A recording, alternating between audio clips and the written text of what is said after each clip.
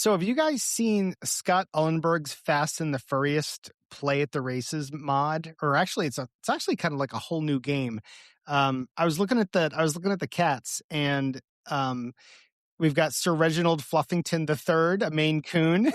We've got Miss Murderpaws, a domestic short-haired calico, and Captain Naps, just a senior cat, Captain Naps. It's cats on Roombas. And I saw this on the Facebook page, and I thought it was hilarious. And I told him that he should definitely publish it, and he did. And I think it's brilliant. I just think it's cool because we had Travis did like the wacky races with go-karts and stuff. Yeah, with go-karts and stuff. And now we have this with the horse racing game. So I thought that was pretty funny. I would love to see like the actual fictional cats that I know. Like I'd like to see Tom riding on a Roomba and maybe Garfield. But I feel like to make it even, Garfield's going to need a turbocharged Roomba. He might need two, like one leg on each one. He might need two.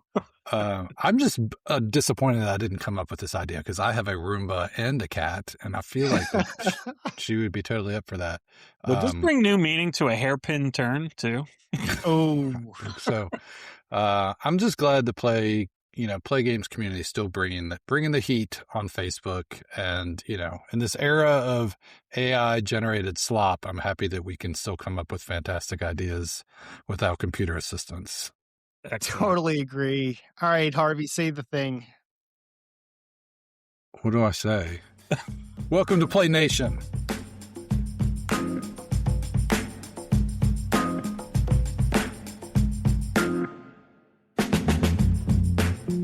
All right, now we are really in it.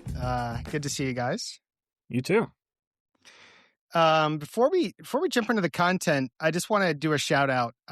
We have a new logo that we got just before the introduction of the podcast to the streaming services. So the Playnation Podcast now has a new logo, courtesy of our great friend Sam Avalone. When Sam was in the process of moving all of his stuff from Colorado to Pennsylvania, start his new life out there, I bugged him, mid-travel, asking him if he could, take a look at what he had done and propose some alternatives. And he came up with a brilliant set of choices for us. And we settled on what folks see now on our Facebook page and all our other social media sites. So thank you, Sam. And hopefully we'll be talking to you soon. James, what are we going to be doing on the show today? We have the one and only Keith Avalone joining us for a pretty extensive conversation on his 2026 roadmap. I think as fans, all of us in the Play Nation, we'd want to hear what has he got in store for us in the new year. And it's something he's traditionally done on the PlaySpace with the kind of gray space in terms of where he was going with the PlaySpace. I think we wanted to know, have him on the podcast, talk through the roadmap, hear what's we got planned for this year. So he'll be going into that in great detail this year. Yeah, it was a super cool conversation. I only hope that our future conversations are as good as the first one. Yeah, so I'm going to be talking BLAM. I spent a good deal of time over the past week playing with the new BLAM set. I'm excited to talk about it. So that's what I'm bringing to the team table tonight. What about you, James? I had a chance to sit down with the LPGA set this past couple weeks.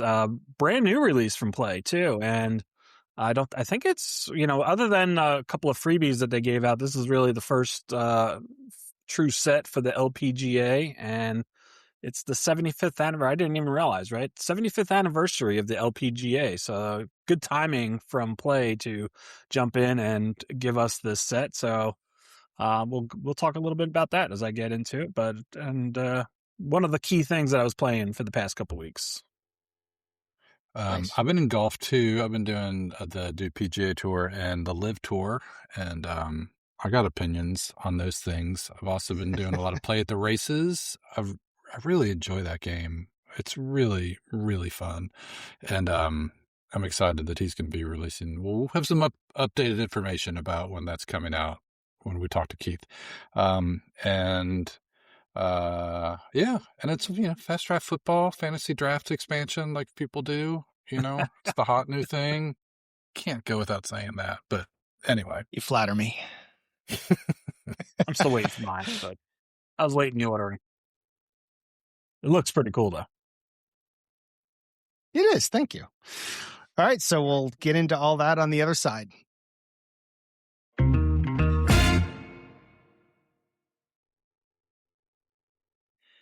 All right. So we're looking at the Play Connect from January 14th, and we're going to talk about what was in there. So leading it off, Keith, he's going to talk about this in the interview we had with him. But if you haven't seen it, all of the Play games on locations in 2026 is listed there, from IndieCon to Digital to Dice to the World Board Game Championships. So check that out, but then listen to the interview coming up for more details about that. Harvey, let's talk about the 2025 Pro Golf sets for men. Yeah, I got a tournament in with each. They've got, the PGA set and then also the Live set, which is much smaller. So I ran a tournament with the PGA set, and, because we talked about it, I don't know if this made it in the teaser, but we talked about the Scotty Scheffler card maybe being the greatest HistoryMaker golf card of all time. And so I wanted to kind of, put it a little bit to the test. So I included in my tournament 2002 Tiger Woods. Nice. And 2025 Rance Aberley, the Canadian from the Fictional, the PNG. Right. His card's average, but I can confirm that Scheffler is indeed the GOAT. He won the tournament. Tiger I think he was in third place, 3 strokes back.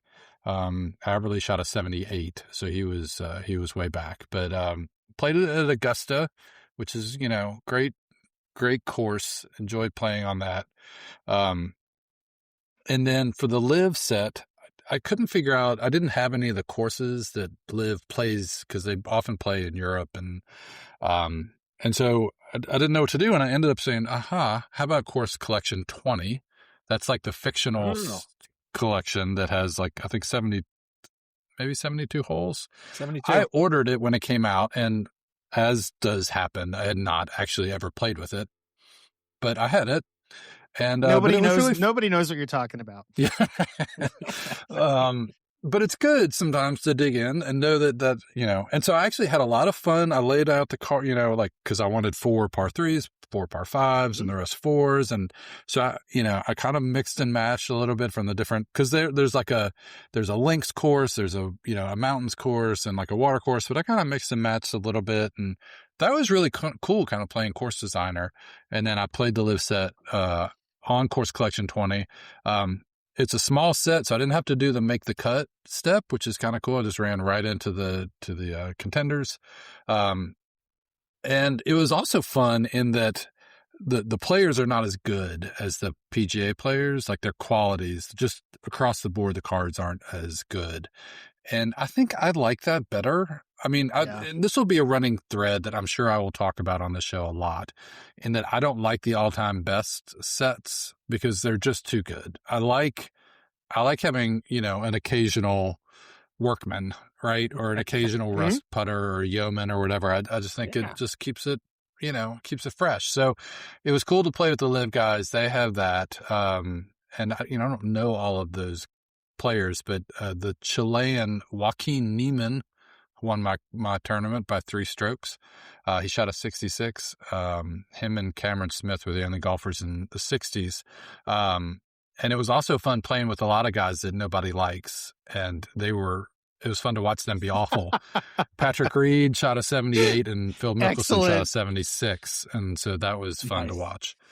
But I did want to point out I'm assuming that I'm speaking to the person who created the tournament score sheet, Did you do the score sheet? Man, you are. They're what?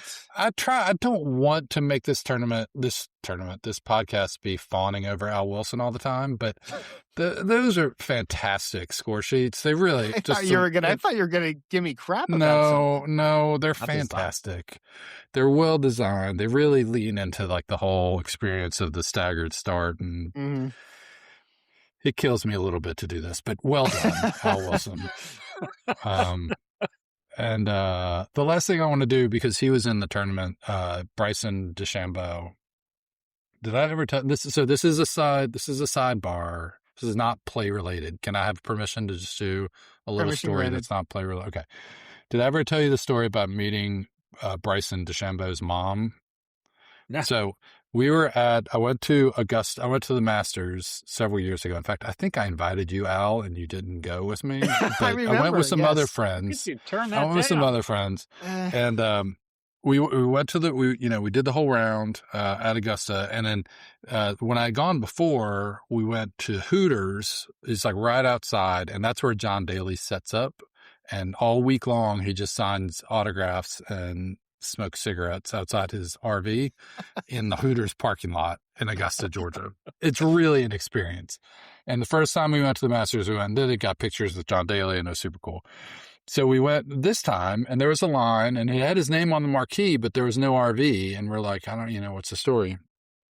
As it turns out, Daly was not there that day because he was at the Waffle House at 5 a.m. in Augusta and passed out and didn't make it to the Hooters that day. But that was just part of the story. The other part was it was kind of crowded, so they sat us with strangers. And so we sat at the table with me and my 3 buddies and 2 ladies, and we're just yip-yapping. And then about half an hour in, we realized that the older lady is Bryson DeChambeau's mom, who apparently, I guess, is persona non grata because they're on the Live Tour and she wasn't getting invited to all the fancy things at the Masters. She was at Hooters. And the other lady was like Brooks Koepka's quote-unquote marketing assistant, who we joked about she had played other roles for Brooks Koepka, but I'm not going to say that. But anyway, that's how I met Bryson DeChambeau's mom at the Augusta, Georgia Hooters when John Daly wasn't there. Was she delightful? She was actually really nice. And she, like I said, it took us a while to kind of get it out of her that she was the mom of the golfer. It wasn't like the first thing she said when we met her. But anyway, that was my experience with the HistoryMaker golf sets, Live and the PGA Tour. Right on. James, also in the Play Connect, it says there's a women's 2025 Pro Golf set. There is. I will be honest. I'm kind of digging into some of the women's leagues this year because Keith had a number of them available during the holiday sale, and I kind of built the theme around it for this year with a lot of my projects. So this really fit right into that. And I honestly probably spent more time researching the LPGA in this past season than actually playing with it. And I found some pretty interesting things. So the first thing I'll start with, you mentioned Scottie Scheffler. The top women's player on the tour this year was Gino T. I'm gonna mess up her last name, but Kull, one of the Asian golfers. She is her card is only half a stroke worse than Scottie Scheffler's overall. So she's got pretty good ratings also. And it looked like it was pretty much in line with like where the women's scores fall compared to some of the men's scores too. They had a really hot rookie this year who actually won one of the majors, but it was her first year on the tour. She won one of the majors. Her card looks really outstanding other than the fact that she's a full prospect. That's really one of the main drawbacks for her card. And then I was looking up, like, what would be some cool events to try to replay? So they had 5 majors this year. It is Keith mentions it's the 75th anniversary of the LPGA. So they had 5 majors. They might have them normally, but they had 5 majors, one of which resulted in a 5-way playoff to determine the winner. which I thought that was pretty cool. And that would be a fun thing to be able to kind of replay, even though it ended on one hole, right? Like the one woman birdied the first hole, everybody else went par or worse, and she ended up winning on the first playoff hole because I was like, how long did this take? It only took one hole. So.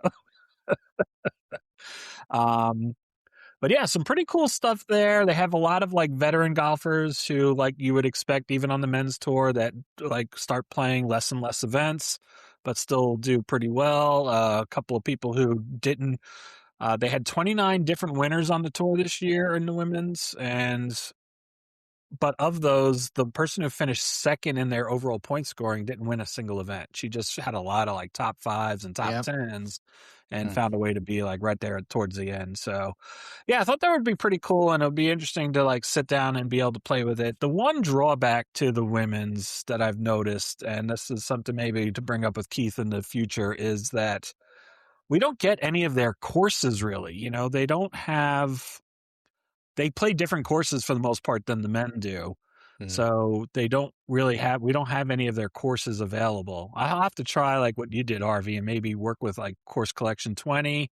I might even try to rate a couple of the courses myself, and that might be a good way to like, once I figure out like what the whole breakdown is, there might be a way to like see if like Course Collection 20 has like a similar hole that I can use to like kind of create it and work with it that way. But that was the one drawback. It would be really cool if maybe in a near future, Keith, if he's going to stick with the LPGA, even on like every other year basis or something, like maybe dedicates a course collection to like the women's courses. You said you did some research on the scoring. Is the scoring for the women? Obviously, they play from different tees. Is it higher, lower, same as the men's? It's about the same in terms of the overall scoring, right? So overall, the tour scores around the same as the men, but the tee boxes are different, and the research that I saw showed like the men's typically average driving distance is like 290 to 300 yards. That's about what I do. Yeah. Lucky you. Just kidding. That's I drive that shot. That's my second shot into the 300. Yeah, the women are closer to 250. So from a tee box difference, like there is a significant difference in terms of like how much distance they're getting off the tee box. But I think in terms of like score to par, you're going to get pretty much the same type of distribution that you would get for the men. And obviously they're adjusting for that in the way that they design the courses, the tee box distances, and all those kinds of things. So the net result is you probably get the same. And I didn't do the research, but my guess is if you looked at like the senior tour for the men, you might see something similar there too, where their final scores are pretty much in line. And again, they're going to play from different tee boxes than they did when they were on the regular tour, right? So yeah, interesting stuff. Al, you dug into the BLAM world. I did. Before I get into that, I just want to mention too that Keith did release the 2000s Golf Stars as a separate purchasable product. It used to be the pack-in set that would come with the game before we switched to the 2010s. And it also comes with its own decade-centric course, which I haven't even seen yet. The Chaska Executive Golf Course based on the pro course in Hazeltine. So we'll have to check that out. But yeah, so of all the newly available products, BLAM was what I spent my time with. And it's the first time I'd played Highlight Maker Hoops in quite some time. I think probably since the last time I played with the college set. As everybody knows, Highlight Maker Hoops actually is not a basketball simulation. It is basically an ESPN highlight show simulation. So, for folks that haven't played it, when you watch videos or something, you have to keep that in mind. And Keith always makes sure to stress it when he plays it too. I'm sorry, Al, just to that point though. And I can't remember if one of you guys mentioned this to me or somebody else, that like, I know people now who consume sporting events by watching 15-minute packages on YouTube now, right? Yeah. Instead of sitting down to watch a 2-hour, was that you, James? Yeah. Instead of watching a 2 or 3 hour, sporting event with all the breaks and commercials, you're just like, I'm just going to sit down and watch all the action in 15 minutes the next morning while I'm drinking coffee. And it's actually fantastic. So that's really how I picture Highlight Exactly. Maker Hoops running. And it's interesting, and folks will hear this in our conversation with Keith coming up. Actually, he talks about how that is one of his favorite games for that reason. Mm-hmm.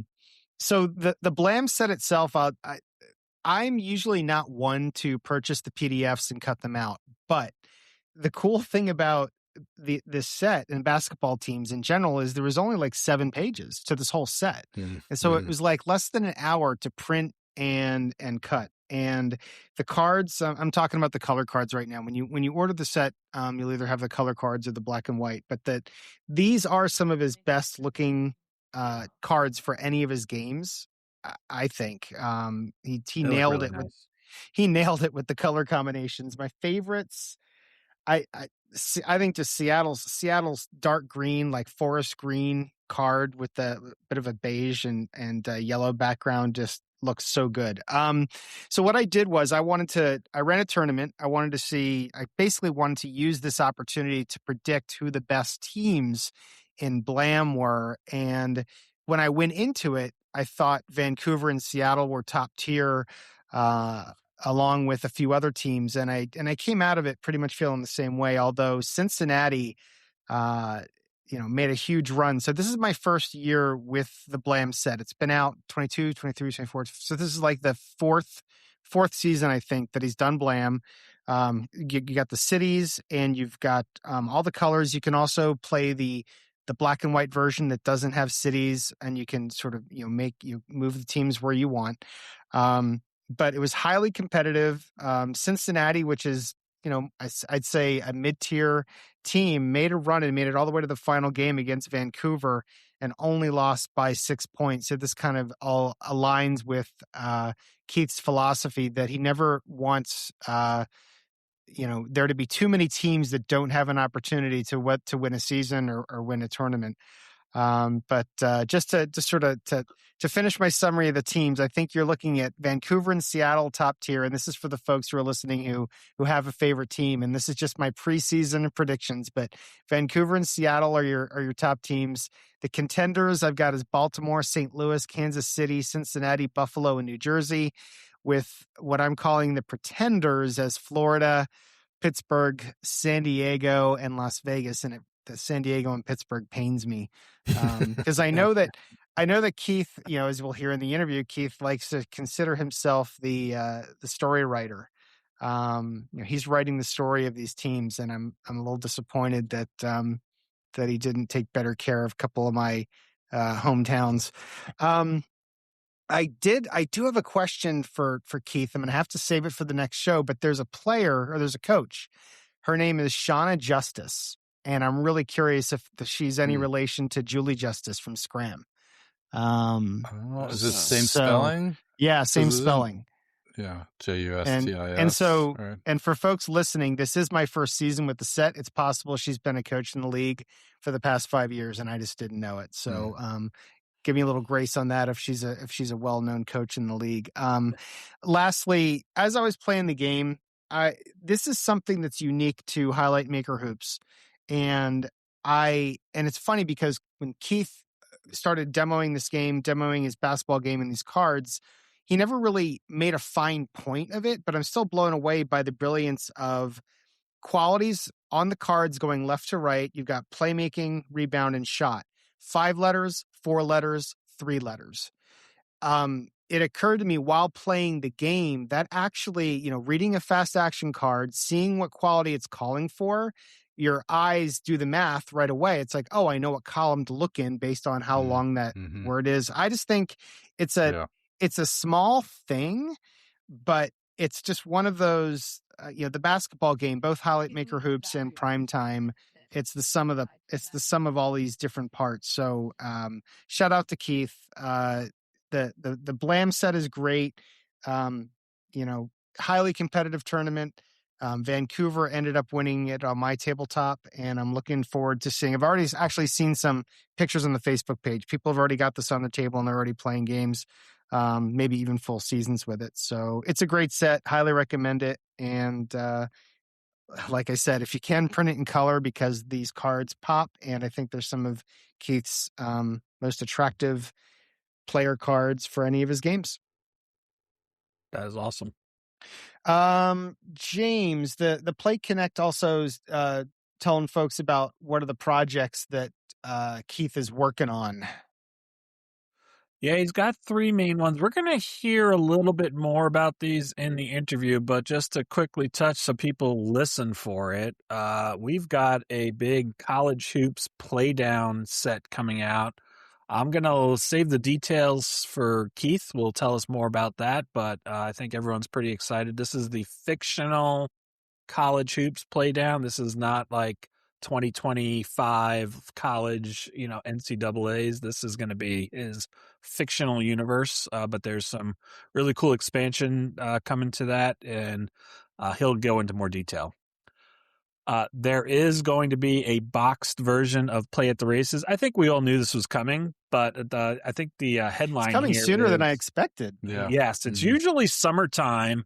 And in this case, we're going to actually get this hopefully prior to the Kentucky Derby, which I think is awesome because I think that's going to be something we all want to do. We're going to want to get this out and be able to sit down and play with maybe the fictional sets. Maybe there'll be some nice historical sets to work with. We'll see how this plays out, but really excited about the box version for Play at the Races.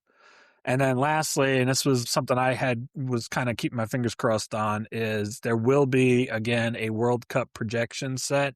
And I think there'll be a lot of excitement around that, given that we are talking about a World Cup that's going to happen in North America, right? So It's you literally can't afford the tickets to go, so you might as well play it on your tabletop. Yeah, exactly. It is the only time, I love Keith. I love all of his games, but it's the World Cup sets. It's the only sets that I play, and I love it when I do, but I'm not an EPL guy or I'm just not a soccer fan in general, but there's something about the World Cup and these sets with the flags on them. Just love it. It's such a great time. Well, Harvey, you take a zing at him when we get into talking about some of the free stuff that's available then, okay? Oh, I will. Don't worry. So there was some great free stuff in the Connect this month. John Bowen created the 2025 college football playoff teams. And shout out to the Indiana Hoosiers. Absolutely just crushing teams through the playoff. Although I thought Miami had a pretty good showing in the championship game. Nice final game there. And he also did the 2025 pro football playoff teams. Some of our teams made the playoffs. Some of them did not, James and I. But, the future is bright. But those teams are all carded for second season express. So no, just basically starters, no subs or anything like that. My favorite thing in the freebies is Brian Hoxie made cards for the Hoosiers movie. Yeah. 23 teams he did. That's crazy. All of the teams that Hickory played, and then all of the teams that were around. It's unbelievable. And he's keeping us up to date on his replay, and I just love the fact that he actually didn't have Jimmy Chitwood play the first come in game. until the 9th game, right? If coach goes, I go. And then he has notes in there about when I forget who was it, Merle, who left the team and then he came back after the game against Turkey, and it's just playing it to the movie script. Yep. So congrats to him on that. So those cards are all available. And then I made a set of soccer teams, Al, the USL Championship, which is the Universal Soccer League. It is the United Soccer League. Ah, okay. It is. It's the American League that's kind of below MLS, although it's not in the same organization. And in fact, I think they're going to hope to move up to MLS's level in a couple years. But my nephew plays on one of the teams, so that got me sort of fired up to want to card them. But they're fun. I mean, those games are really fun to watch. They're in a lot of markets that are not traditional professional sports markets, so they get really good support. In places like Charlotte. Tulsa and Charlotte doesn't have a team. Charlotte has an MLS team. They have an MLS team. Yeah. Yeah, Raleigh has a Where does your Raleigh. Where does your nephew play? What team? He played for Lou City, which is in Louisville. But then this past Christmas he transferred to Lexington. So there's a team in Lexington too. So we're excited to have him even closer than he was last year. Nice. But anyway, check those out. Those are free. All the teams, 24 teams, and those are all carded for last year. And then finally, Keith put the BLAM All-Star game up that he streamed. So if you want to, if you're curious about BLAM, you can get in and see some of the best players play a game, and maybe that'll pique your interest in ordering the full set. Well done. And they closed with something that I think would set up a really good theme for this podcast down the road. But did you guys see the clip about the pillow fighting? And Harvey, are you thinking about asking Al to step into the ring? That'll be, if we ever have a live event, I think that's what'll have to be the big moment. Those pillows looked heavy, though. Did you watch the video? They don't look... I did watch it. And I got a headache just watching it because I'm like, I couldn't imagine. I mean, it's still better than the UFC, which I'm not a huge fan of the UFC, but those get brutal, right? Yeah. Like no blood. There was no bloodshed at the bloodshed. No, and they looked tired at the end, though. That's for sure. They did, but they also looked like they were cracking a smile every now and then, like at the absurdity of it all. Right. Yeah. Right. But yeah, heavy pillow, not like your typical feather pillow in that little fight. So, but I thought that was pretty funny. All right. Well, let's take a quick break, and then we'll come back to our conversation with Mr. Avalon. What do you think? Sounds like a plan.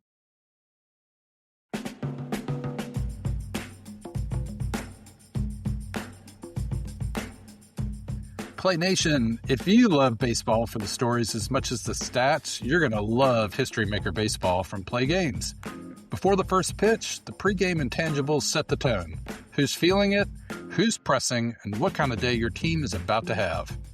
Then the personalities take over. The icon, the prospect, the clutch champion, the big swing slugger, and suddenly a simple game turns into a season-long narrative.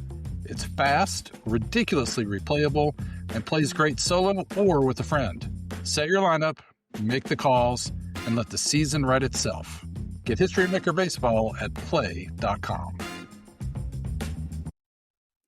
All right, it's time to welcome our guest, a man who needs no introduction.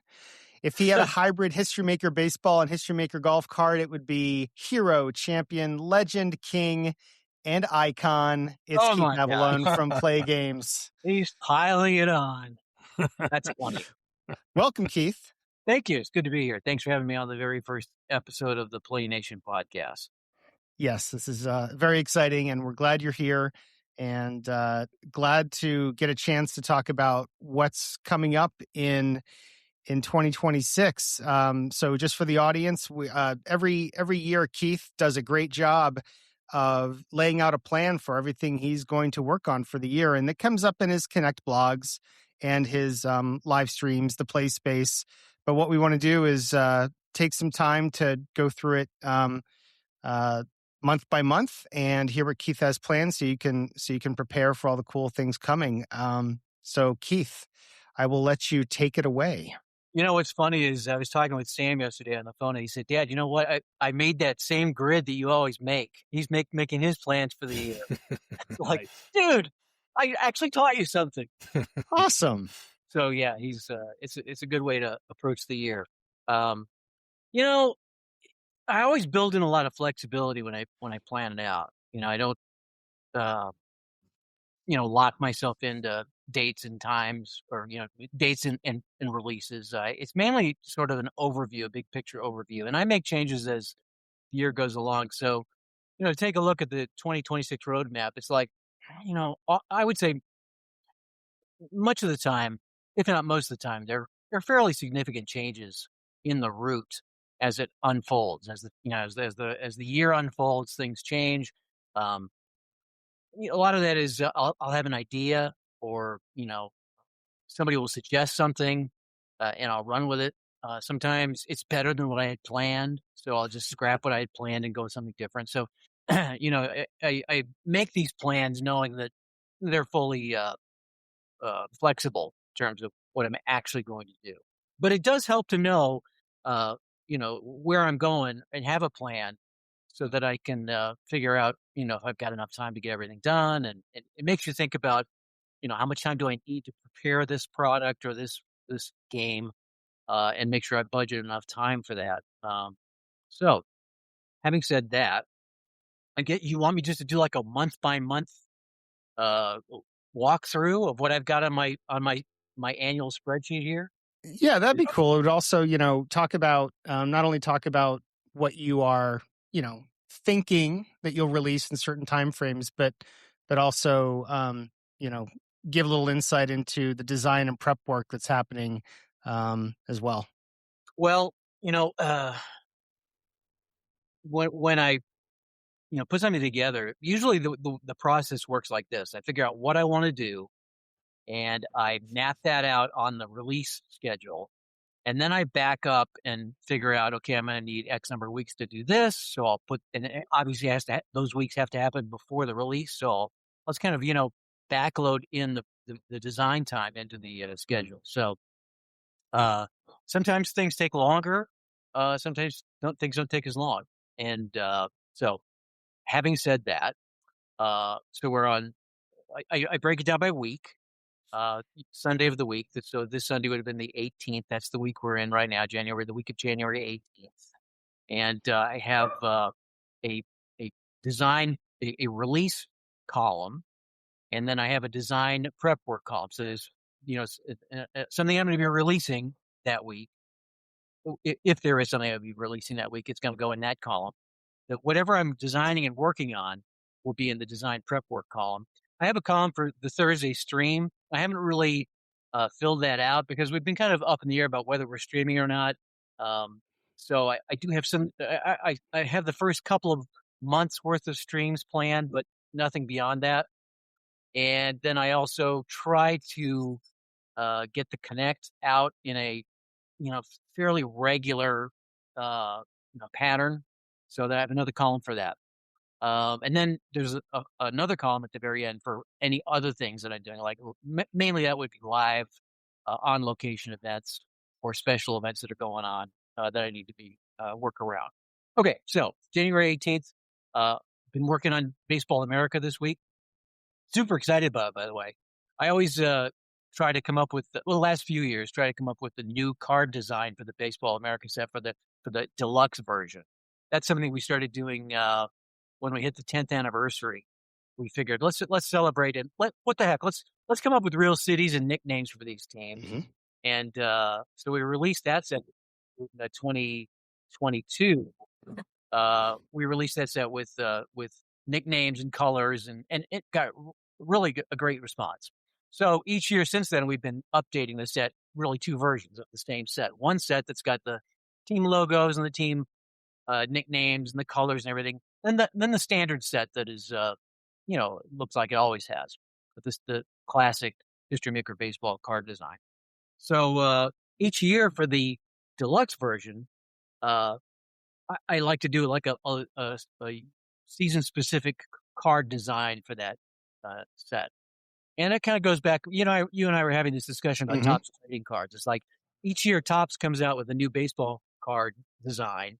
Sometimes it's like, wow, that's really awesome. Sometimes it's like, I don't really like that much, but it's different. And, and then they have a different one every year. And it's, I don't know, to me, that's the template for why I do it, why I come up with a different design. So, yeah, and that makes sense. And you can be sure we'll be talking about it here because I won't not be able to talk about that on this podcast. So, okay. I could, now everybody can't see it, but I could actually show it to you if you want to see it. No. Don't spoil it. I don't want to see it yet. I'm really happy with the way it turned out. It's super cool. So excellent. Looking forward to it. That's what I've been working on this week. We have had some technical issues with the design of that set. So Adobe InDesign updates constantly, and their latest version of InDesign is not compatible with my 2014, iMac. I do have a new one though, a new Mac Mini that we bought last year. But you know me, as you get older, you kind of get stuck in your ways, and you're comfortable. You know where everything is. So, but I did decide, okay, in order to be able to use InDesign 2026, I have to do it on the iMac. It will not work. It won't even load on this old machine. So, in messing around with it on the new machine, something happened. It didn't update properly. So we're in the process of trying to figure out what's going on with that. And that has made it take longer than it should have. But it is done. The only thing I have left to do is create the web assets for it, meaning the web page, the card images, create all the e-commerce stuff, all the tags and everything like that. So that's all that's left to be done for that. So that is, I'm going to grade it. So, and as I complete a task, as I complete the week's work, I gray it out. So I know that I finished it. And if I didn't finish it, I put it in red so that when I go back to this and see, oh, these are the things I didn't do that I hope to do. So Baseball America is finished. We'll probably talk about staying on that for a second, Keith. You've got a few milestone deliverables every year that are rinse repeat, right? Like Baseball America. So at this point, you're more than 10 plus years in. Do you feel like your delivery timeline for it is getting mostly predictable, where you kind of know, like, if I want to get it out by this date, I know how many weeks it's going to take me to get it prepped? Yes, it does. Yes, the more you do it, the more you figure out how long it's going to take you. And I've got, a couple of weeks backed in to prepare Baseball America. And I try to release everything right around the same time. So Baseball America, we've settled into this pattern now where we release Baseball America as pitchers and catchers are starting to report. And then we release the MLB sets on opening day. And there was a time, I want to say 10 years ago, where the Baseball America set, and where they kind of came out at the same time, pretty much the same time. They were simultaneous releases.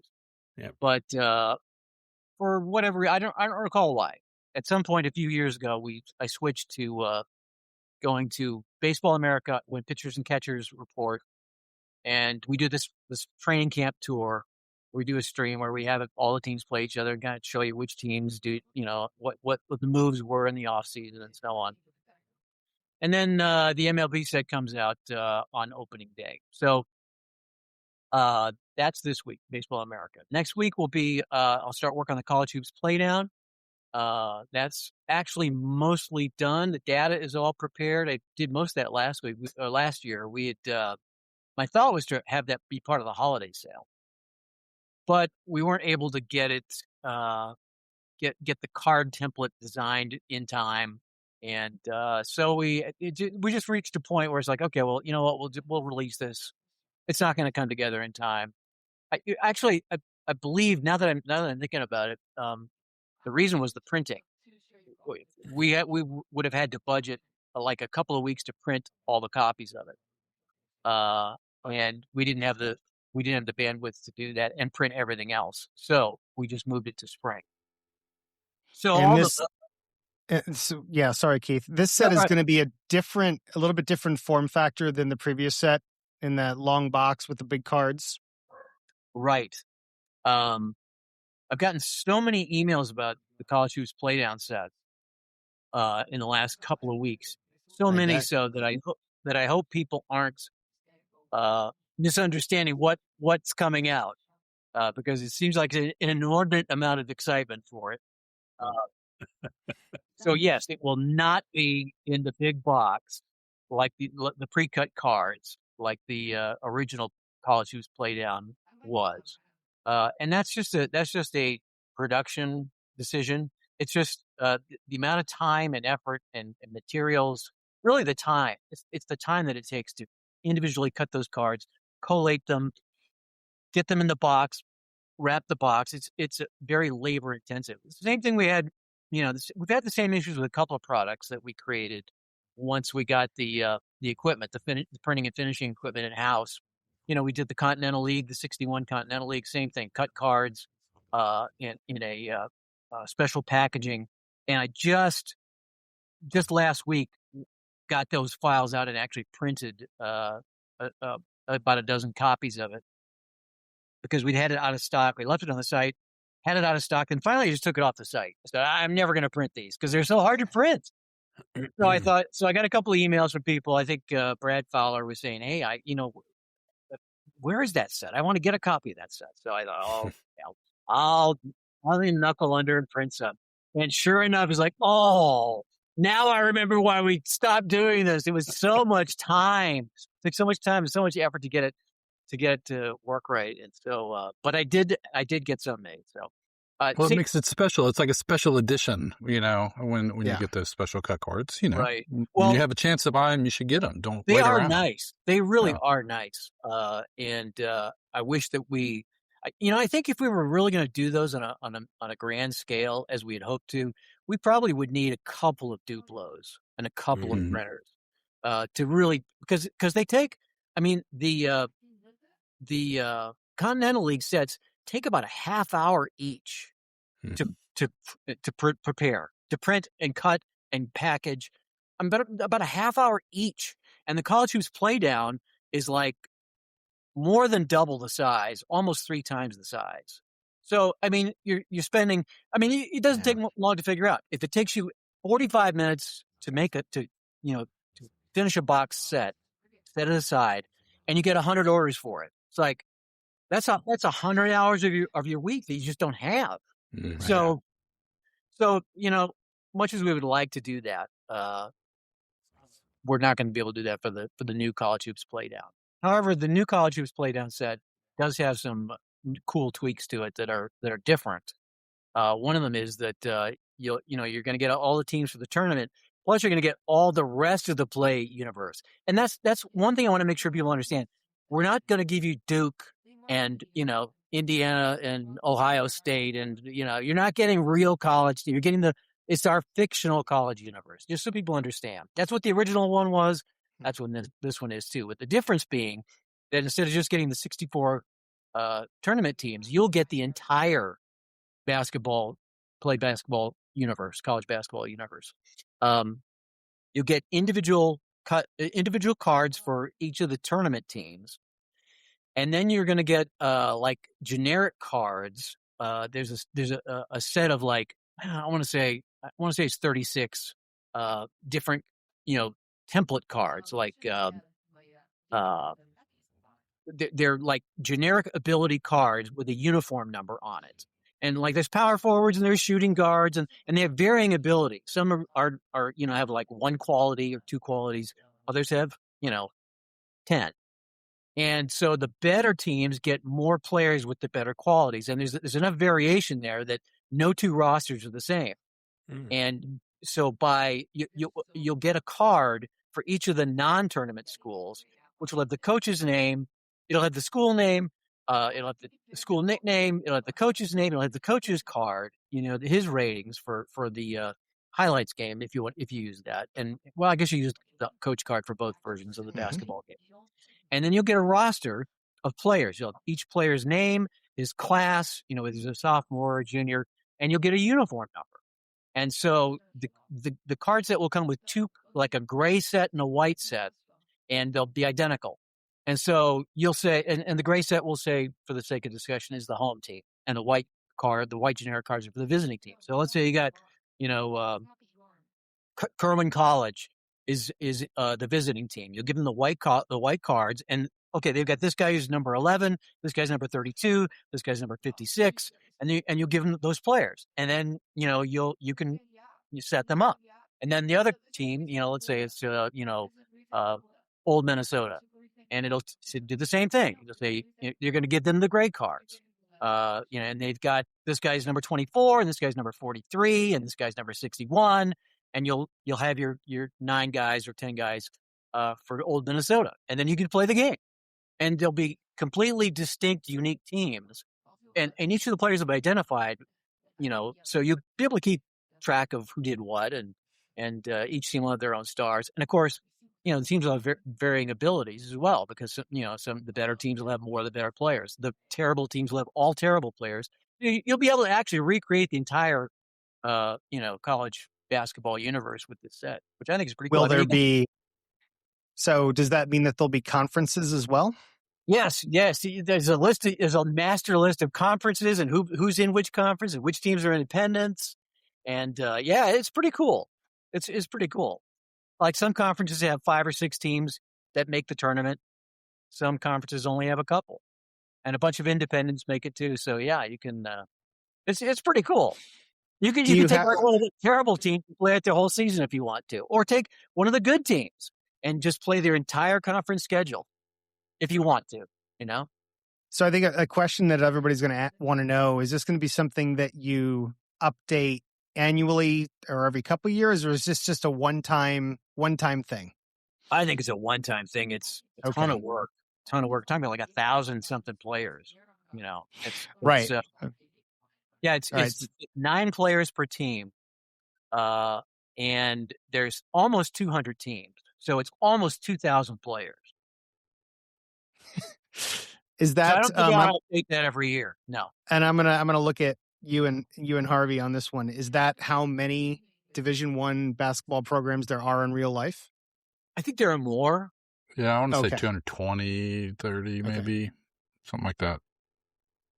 Well, I don't know how many players you're actually like generic player cards you're creating, but I just did the quick math, and if it was just 60 that you're choosing 9 from, you can make over 14 billion teams.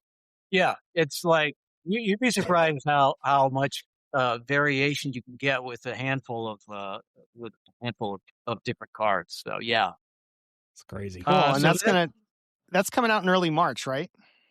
Right, I'm gonna have that in time for the real March Madness. And as I said, the data is all assembled. It's just a matter of creating the card template and then running the data merge and then creating the print files and then the web assets. So, I mean, that's not a small amount of work, but I've got 2 weeks blocked out for that, the next 2 weeks starting next Monday. And I assume, Keith, these will be the same schools that we saw in the original Playdown, right? Yes, all of the original Playdown schools will be included in this, but they will not all make the tournament. Mm-hmm. Some of them will be in the in the also ran category. Will any players through line, or is it all brand new? I think so. It's been 4 years since we did that. Mm-hmm. So everybody would have graduated. But now with the portal and COVID years, some kids play seven seasons in college basketball. Again, I haven't looked at it since probably last November.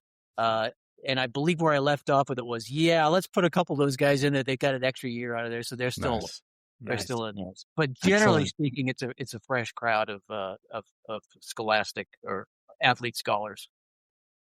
So that's College Hoops Playdown. Any further questions on that? Are we clear enough on what this is? It's not the entire 2026 college basketball universe. Right. No, I just know that there's going to be folks out there already trying to figure out how they can do player aging and attrition and roll this over from season to season. And I'd ask that people don't send me emails about that. So 2,000 players. There's only 2,000 players to do. Yeah. Oh my gosh. No, but I mean, in terms of being able to, this whole idea of using the generic players and then being able to create any rosters you want really does allow you to almost create your own fictional college basketball universe now. And you could absolutely say, hey, my power forward, is graduates, and we weren't able to get the top pick. Now we're, we have a lesser power forward, so I'm going to switch to this guy. And as long as you start to really understand who those cards you could also create your own college. And use the generic players Now I will say, as I'm thinking about this, I did not, on the generic teams, I did not include, they don't have the spark quality. I did not give them the spark quality because I thought these are the also-ran teams. They don't have spark. The spark goes to the guys that, they're the winning teams. So, I mean, that will, I think, bode well for when you're actually playing this out. It'll make it feel like, these guys they're not tournament caliber. Even the like the mediocre ones that like might have had a shot, you're gonna sense they're really not tournament caliber. But That's not to say that you couldn't add it if you're making, like, you could make your own school Sure. and choose these roster numbers, and maybe you give them the spark quality. You're going to make your own cards anyway, probably. So yeah, Yep. it does open up a ton of possibilities. Oh yeah. So that's why I think that's one of the reasons I'm so excited about it. I think I said it's the most ambitious card set I think I've ever made. You could spend the rest of your life playing this, really. I mean, talk about, people talking about making attrition, or rolling over to the next season. Finish this one first, and then you're never going to finish it. So got it. Okay. All right. So then what's after hoops? After that, we will release the Scram and NASCAR sets. Those are finished. The stuff's up on the website. So I don't know whether I should mention this or not. Should I only talk about stuff that's etched in stone, or or should I talk about stuff that I might do?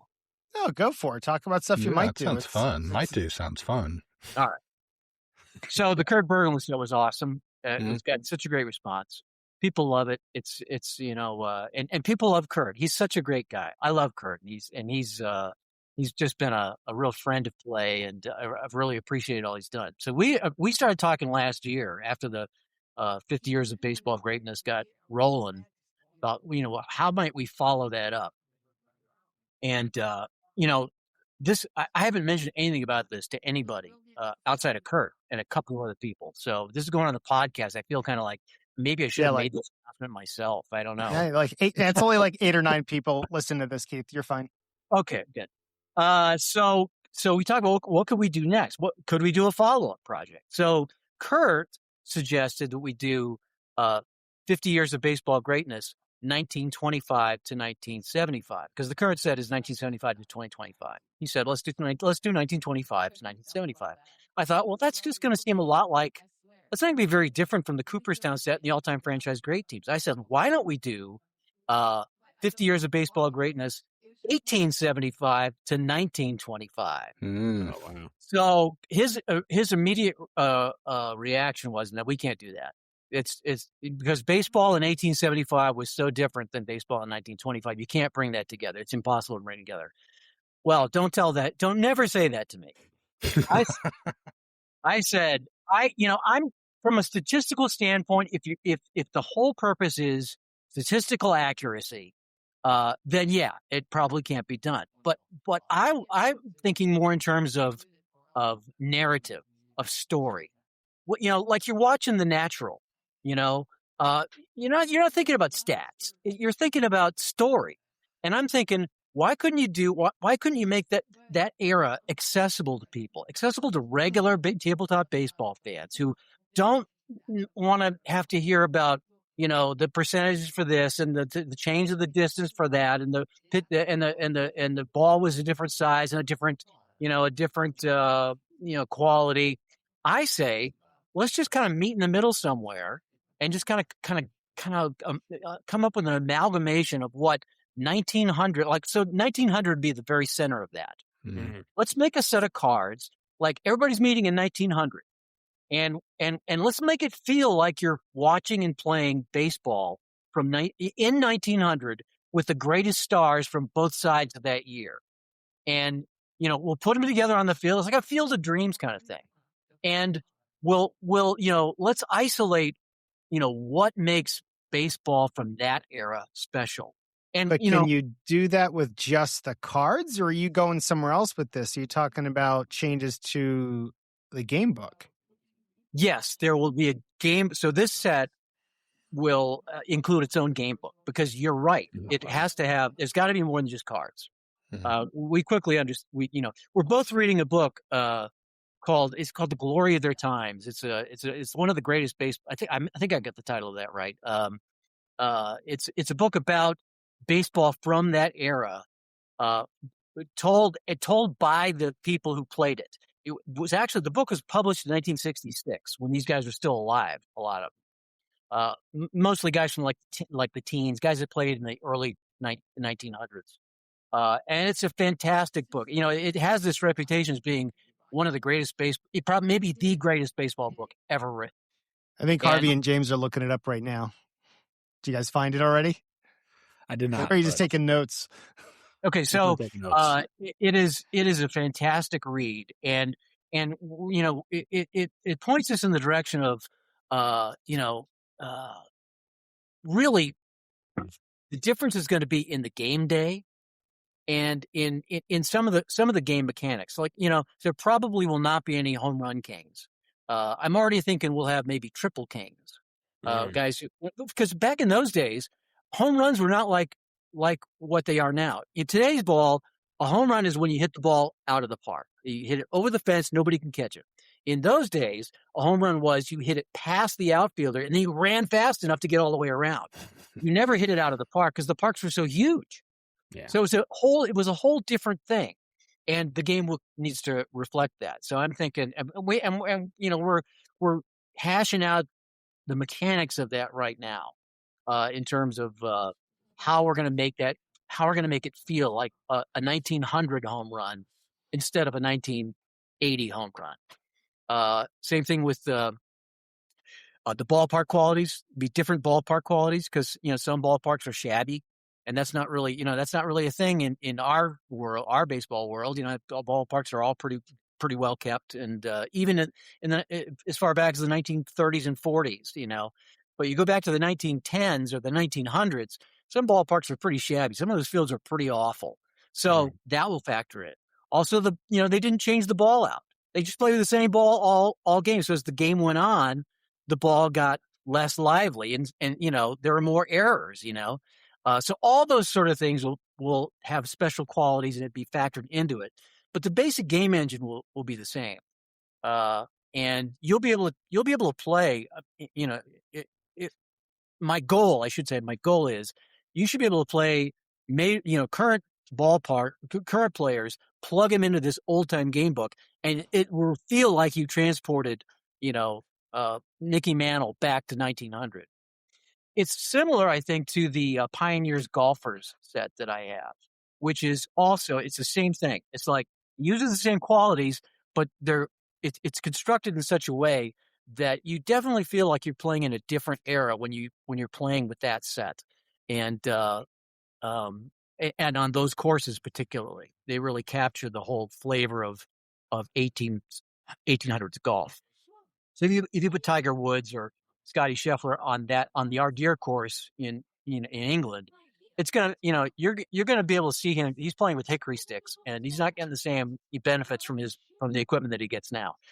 This is the same concept where you're gonna have a special game book, a special architecture in place to make it feel like you're in 1900. You're not in 2000. So that's the goal. We're working on that. So the cards are, the players are chosen. The players are, the bios are written. The qualities are assigned. The first round anyway. We'll probably tweak some things. Now it's just a matter of getting the game book whipped into shape, and that will require quite a bit of work. It will require a redoing. First of all, redoing of the umpire charts, because in those days you might have one, maybe two umpires, probably one. And so, and they were paid off, so that all has to be, those all have to be rewritten. Wow. The ballpark charts have to be rewritten to rather than big and small, it's going to be more like shabby. And there'll be different qualities.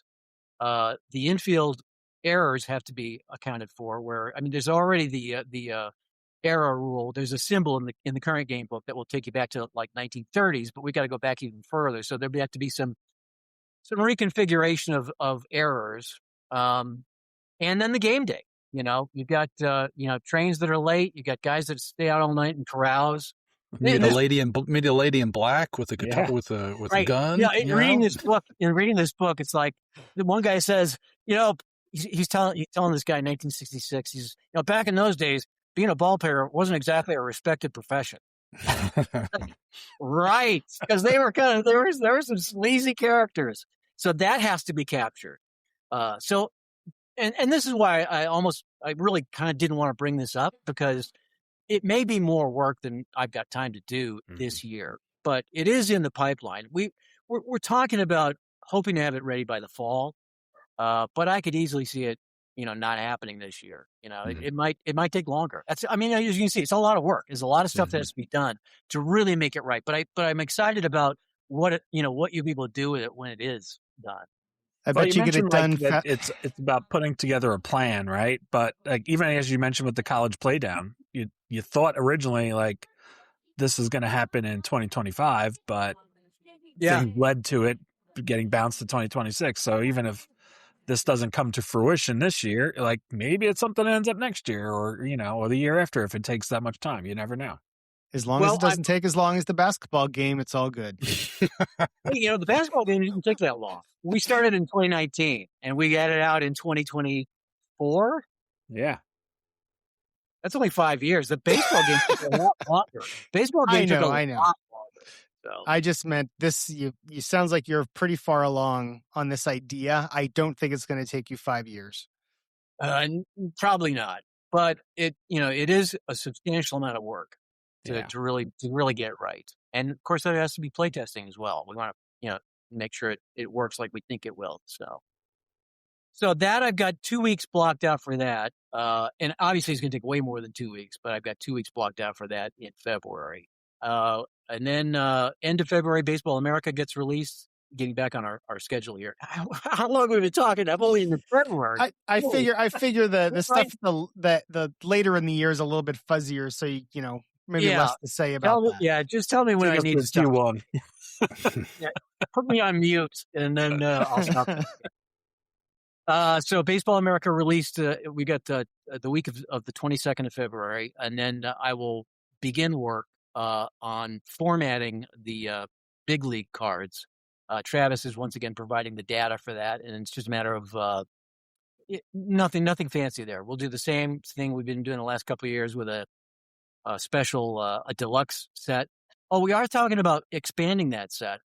So we have the two sets: the big size trading card size express set, 24 players per team, and then the standard size black and white regular set, which has 1,500 players in it, like 40 players per team. Every player that batted more than 40 times, and every pitcher that pitched more than 20 innings or 10 innings, I think it is. So it's a massive set. And one's in they're the same price because they're different sizes. One uses color, one does. And so we're talking about adding 3 players to the express set, so it'll be 27. Mainly because somebody pointed out I forget it was Colin. What's his last name? Colin Merritt, I think his name is. Who said, hey, you know what? If you did 27 players per team, that's 3 sheets of 9. Then you wouldn't have any of those widow orphan cards that you punch out, like you want to punch out the Phillies and the Padres, and you're gonna have what am I gonna do with these 2 guys from the Giants that I punched out? I gotta send them over here. So this is actually that was a good idea. I thought you expanded it to 27, then each team gets 3 sheets. Now that'll make it'll cost more because there'll be that's another 90 players, which is another 10 sheets. Yeah. So we'll have to increase the price, but I do think it's a good idea. So I think we'll probably do that for the express set, and it'll be in color, trading card size, and the regular set will be same as always. And then for streaming that week, I've got we're going to stream the Scram season opener, which is at the Northern Lights Motor Dome, the big indoor auto racing venue in Minnesota. And it's like I think it's like a less than a half-mile track. It's tiny. So we'll do that. Yeah, a lot of wrecks.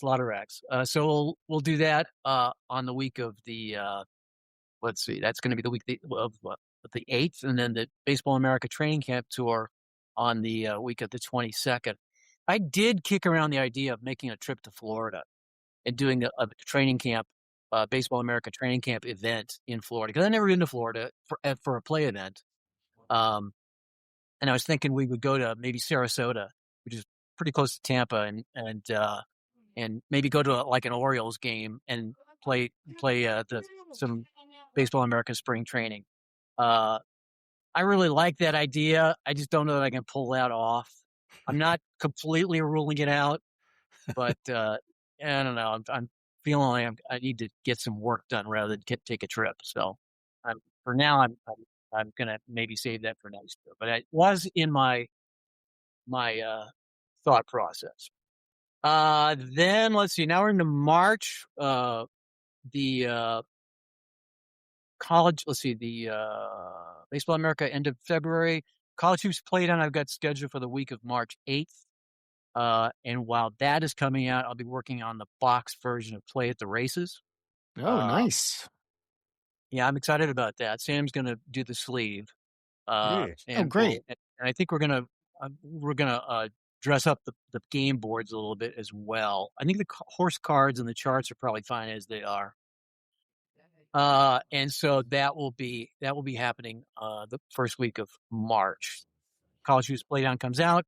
Behind the scenes, Play the Races being put together. Then MLB comes out end of March. I'm working on a Play Now project that,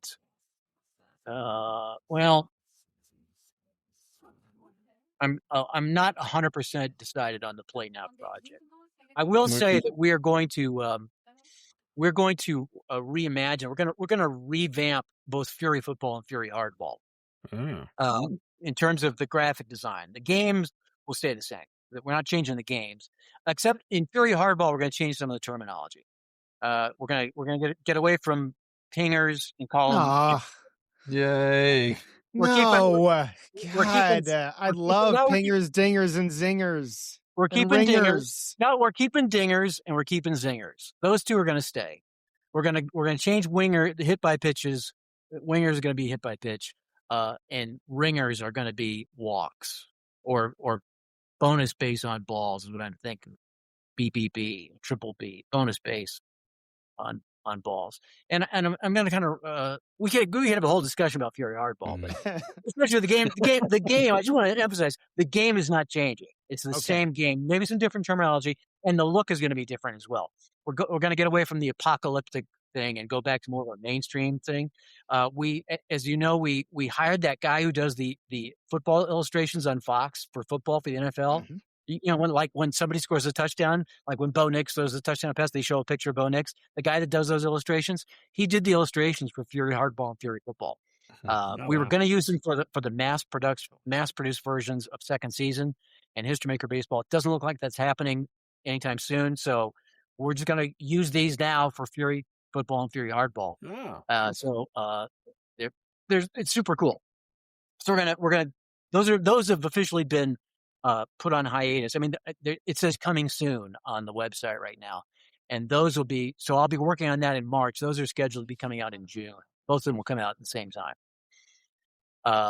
We're also going to do the MLB Fury and the NFL Fury cards that we did last year. Those are big hits. People love those. So we're going to do that again.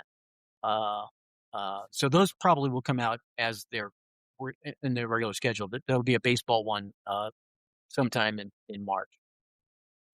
So that takes care of March. We're now into April. I'm working on the NFL. I got pretty much the whole month of April blocked out to work on the NFL, which I will have out on time this year. Last year I did not. Last year it didn't come out till when was it? August? September? It was after September. Yeah. It was really late.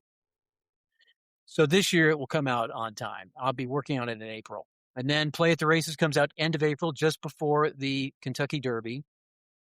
Harvey and I were talking about doing some sort of a live event in either Louisville or Lexington to kind of promote the game. I don't know that that's going to happen. I think now, unless something comes together, I'm probably going to do something at IndyCon. That happens in April 4th, April 10th, and 11th.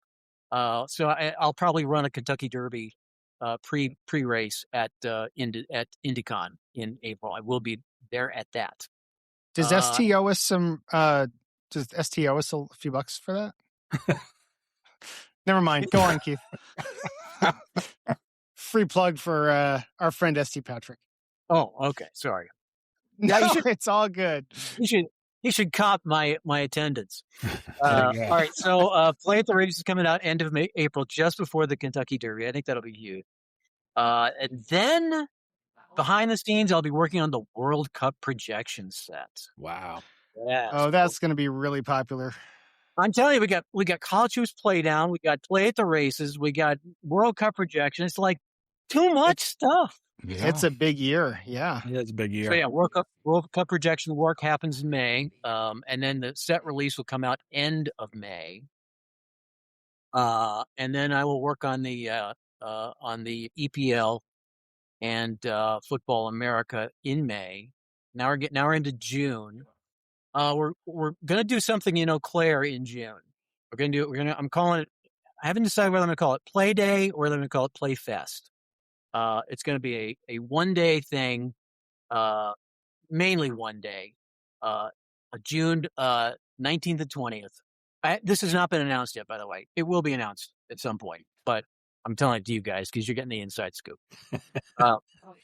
June 19th and 20th, and we chose that weekend, or I chose that weekend, because both Eau Claire minor league teams are in action that weekend. The Eau Claire Axemen are the arena football team, and the Eau Claire Express are the Northwoods baseball league team. So they're both playing that weekend. You could see a game for each if you want. So we're gonna make that part of the fun. We're gonna play games. You know, we're gonna go to games. We're gonna hang out in Eau Claire and just have a play weekend. Nice. So they'll be there, and it'll be free. I mean, you'll have to pay for your tickets to games and stuff, but there'll be no charge for the get together. And we'll probably do a fishing tournament, and we may do a golf tournament, but we will have at least one organized activity at Playfest or Play Day, whatever I decide to call it. I'm leaning towards Playfest because I like that. We'll have at least one, probably two organized activities. And I'm also trying to get I'm working with two different venues to get, possibly something on Friday as well. But I don't want to make this into like a convention. I want it to be fairly casual. So but there will be some organization to that. Then the Fury Hardball, Fury Football releases in June. And then EPL release. Thank you, Neil Maitland. Got to give him a plug. That'll be coming out right in early July. Followed quickly after that by both the NFL and Football America. This year, I'm going to have them both out in June before the season starts. That's my goal. And I will be working on the 85 NFL for the fall release. Oh wow! That was something that we hoped to have out. I really wanted to have that out for the 40th anniversary. Can still see Refrigerator Perry doing the Super Bowl shuffle. 40th anniversary would have been great. Would have tied in with the 85 USFL release. That was my original plan back in April. Was okay, USFL comes out in the spring, 85 NFL comes out as a surprise at Christmas. No. And I just wasn't able to make it happen. So we'll make it. It'll happen next fall. I didn't know you were going to talk about that, but I got my Peyton jersey on. So there you go. Yes, that's a great season for the Bears. And that takes us into August. I have a Play Now release scheduled. I'm going to say it could be one of a number. I've got a couple different projects in the fire. So I am loath to commit to anything. Understood. We'll say that for another podcast down the road, maybe. Yep. Sounds good. And then I'll be working in August. I'll be working on basketball, NBA, and BLAM. I'm going to get the BLAM set out again before the season starts. And then NFL, 85 NFL in September, hockey in mid-September to late September. I've got that Kurt Berglund set we talked about scheduled for end of September. May or may not happen. We'll see. NHL in October, and then basketball in late October. Thinking about doing All Hallows Eve hoops for the Thursday night stream. I really didn't go over the streams. Let me go over the live events. IndyCon in April. We got Digital to DiceCon in May, and Al, I'm thinking that you're going to represent me at that. Yes. If I'm not able to make it, I'm still hopeful that I may make the trip, but I'm leaning on Al to represent the Playnation at Digital to DiceCon. And then the Play Day in Eau Claire in June, and then the World Board Gaming Championship. That's a big deal. That's in Pittsburgh, outside of Pittsburgh. I think I talked about this in one of the streams. When Play.com was really kind of starting up again in like 2012, 2013. I went every year to the World Board Game Championships and had a booth there and met a lot of great people. And then it was such a long drive. I actually drove all the way out there, set up, hung out for a few days, and then got in the car and drove all the way back. It's a huge, long drive. So I thought, I can't do this anymore. Well, I'm going to do it one more time at least. It's such a great crowd out there, and it's such a great atmosphere. So I'm going to be. In fact, I just submitted the requisition for the booth just today. So I am planning to be at the World Board Gaming Championships. It's outside of Pittsburgh, about an hour out of Pittsburgh, at the Seven Springs Resort, and that will be end of July, first part of August, the first weekend in August. And then I do have. So if the Kurt Berglund thing comes together, we're going to try to do something at the Field of Dreams venue in Iowa. Nice. That's where we'll launch it if it comes together. That would be in October. We also have one more event that I have on my. Here's what I have on my, straight from my spreadsheet: Denver Western event, hockey tournament, Ottawa. John Bergeron wants me to come to Ottawa, do Hockey Day in Canada, with a game store there. Hey, I might do that. This is also, I discovered this hotel in Red Cloud, Nebraska, called the Garvin Hotel. And it's in the middle of nowhere, but it's this beautifully restored hotel in the middle of Nebraska. And I thought, let's meet in the middle. Let's all meet in the middle at this hotel. We'll put this whole hotel and just hang out. So I'm still entertaining that idea as well. So that's cool. My life. So there will be one other event that it will be to be determined. And that takes us basically to Thanksgiving, and we'll, I think, leave it at that. Okay. Excellent. Awesome. Do you think we can look forward to just another fun Black Friday season in 2026, or are those traditions going to continue this year? I would say, if I had to answer that now, I would say no. There's no way I can do the holiday sale justice to what people expect. I don't feel. I might feel differently in June, though, or July. We'll see. Okay. We'd find a different way to do it that won't be quite, as labor intensive, maybe. I like Gary Brown. Gary Brown had a great idea. He just shut his site down for the whole month. I noticed that.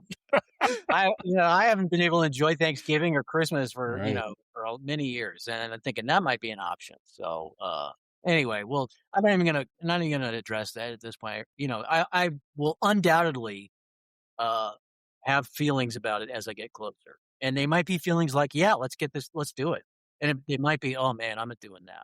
So but I really don't know. So I can't do anything beyond November. Can't commit to anything. I don't know what it's going to look like after that.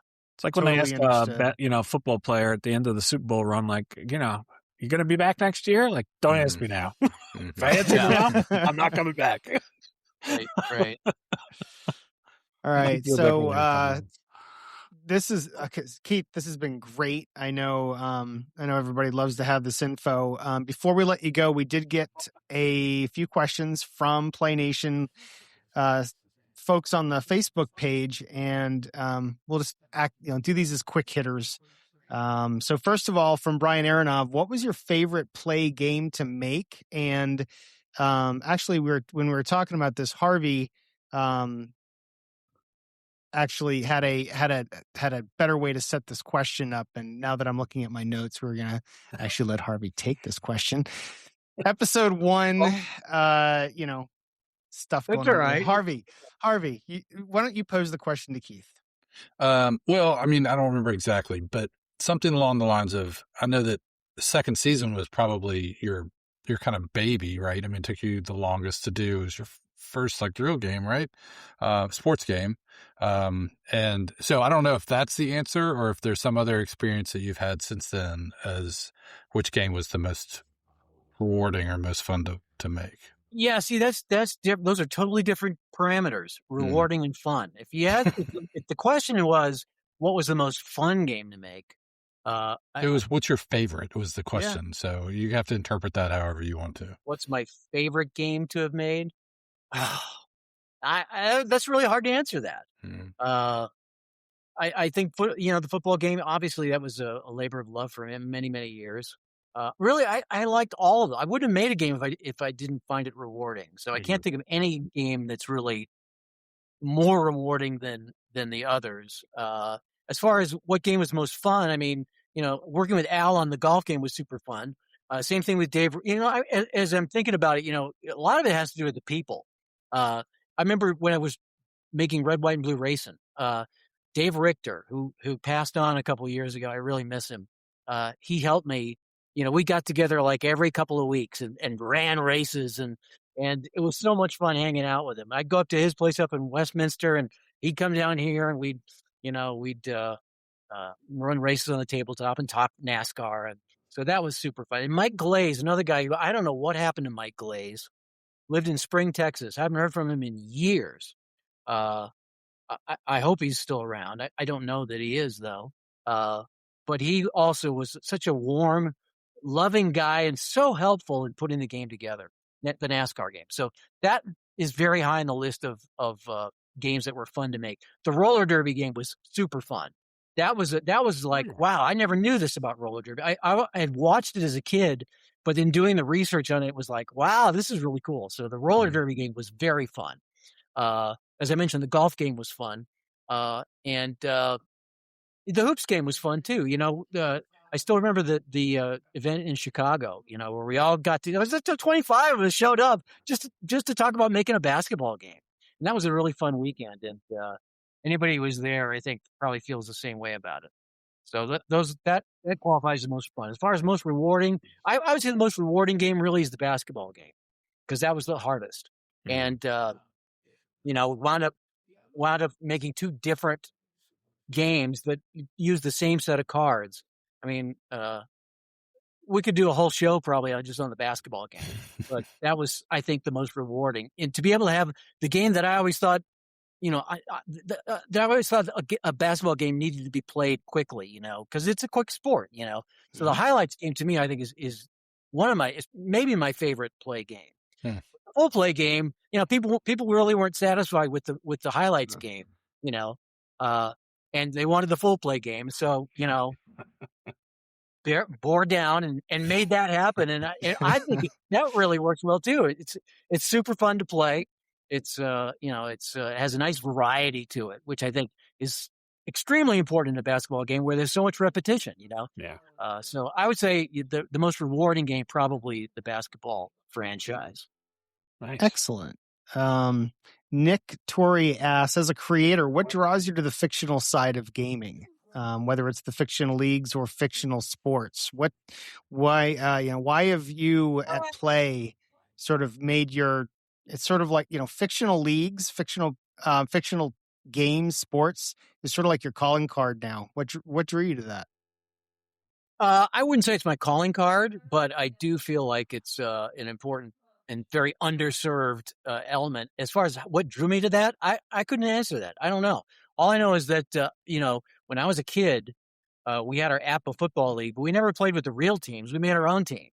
We used scrubs and made them stars, I think I've talked about this before. My quarterback was King Hill, was like our league's most prolific quarterback, King Hill, and guys like, Pete Beathard and Al Pastrana, so, the whole idea of having your own team, your own uniforms, your own helmet, your own, identity, that's always been part of what I've liked about sports games. Even before I had my own company, it's like, it's not something that I sort of consciously, move towards. It's just something that I've always done. It's always, when I got Apple Football, played out, it was the 1970 season. Me and my friend saved up our money, and he got the AFC teams, and I took the NFC teams, and we didn't have enough money between us to buy the game individually, so we had to pool our money to buy it.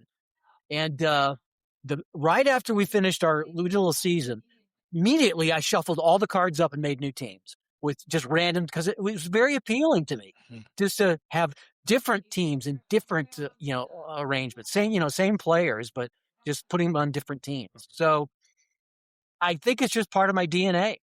I think the whole idea of what if, or not being constrained by I think I approach the sports hobby differently than maybe most people do in terms of what's important to me. So nice.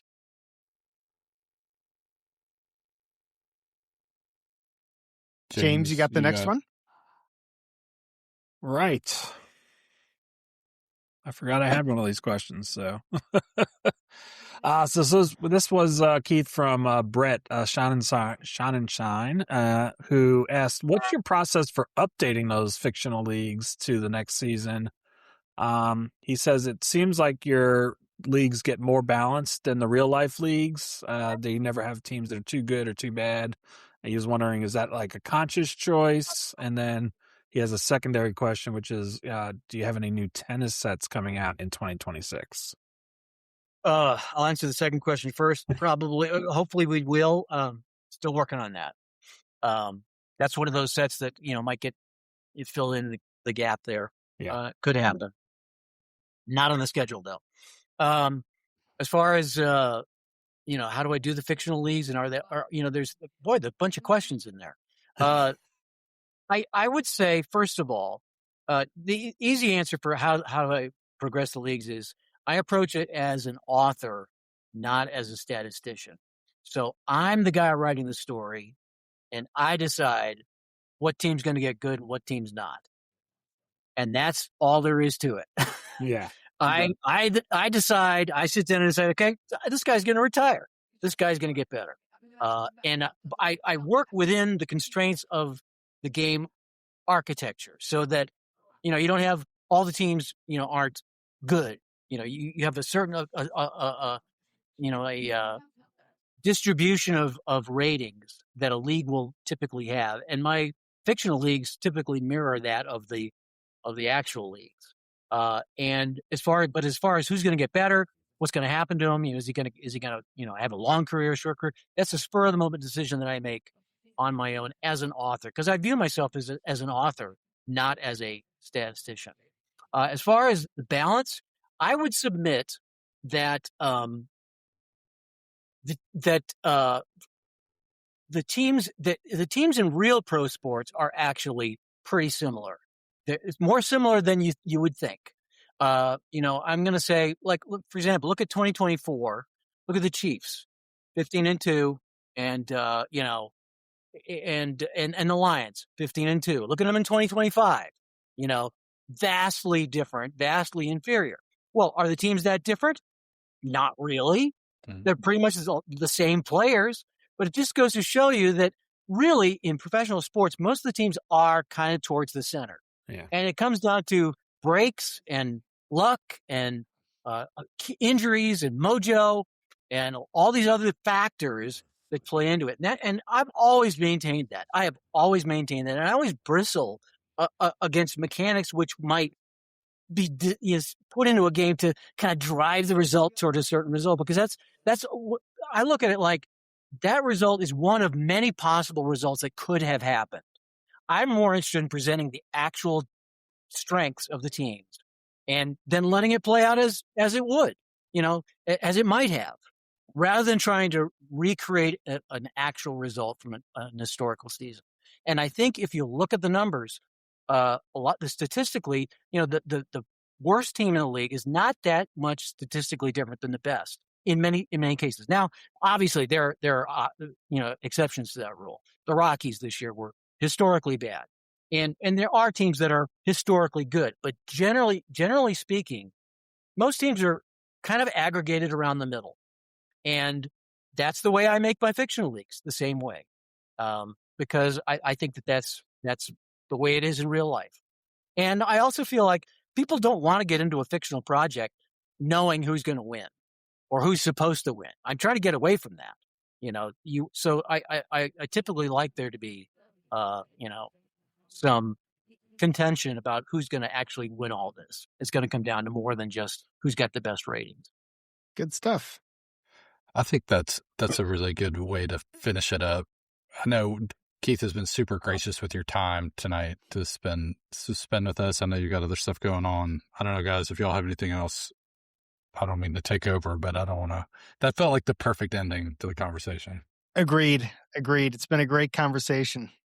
Yep. I'm happy to share. I'm love all of you guys. You're really all special to me, and happy to be part of this. Well, good, because we're going to have you back every month. And that's not a joke. We do plan to try to have Keith back every month, right around the time that the Play Connect blog post drops, so we can talk about one or two things from that blog post, dive a little deeper. So look forward to hearing more from Keith in the future. Yep. But for now, Keith, I know you got places to be and other media to attend to, so we will let you go. All right. I'm going to hang up. You guys going to talk then after I leave? We are. Talk amongst yourselves? Yes, we are. Okay. Only good things about you, though. Oh, okay. Right. Thanks a lot for having me. We'll talk Keith. again soon. Bye. Thanks, Keith. Sounds good.